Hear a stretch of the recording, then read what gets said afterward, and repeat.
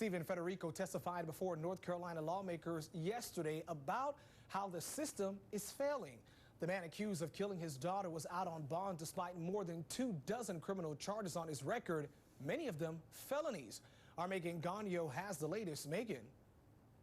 Friendly, Alexander Dickey is being held at the Lexington County Detention Center on a number of charges linked not only to the shooting death of Logan Federico, but also what he did in the 2 days he was out on the run.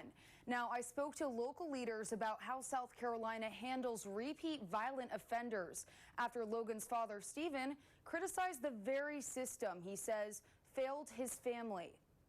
Her name's Logan Federico. Stephen Federico giving powerful testimony in Charlotte Monday at a hearing for victims of violent crime. Stephen reliving the moment his 22-year-old daughter Logan was killed while visiting her friends at USC in May by a man he says should have never been on the street in the first place. Think about your child coming home from a night out with their friends, laying down, going to sleep, feeling somebody come in the room and wake them and drag her out of bed naked, forced on her knees with her hands over her head, begging for her life.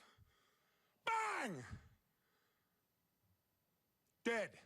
Dating back more than a decade, Alexander Dickey had nearly 40 charges and 25 felonies on his record, with many ultimately being dismissed, including burglary, robbery, and drug possession. He should have been in jail for over 140 years for all the crimes he committed. Many following a pattern of violence seen in the aftermath of Logan's shooting death. Hours later, investigators say Dickey used stolen debit and credit cards for a shopping spree in Lexington, broke into a home the day after, setting it on fire, eventually leading to his arrest. They say if it ain't broke, don't fix it.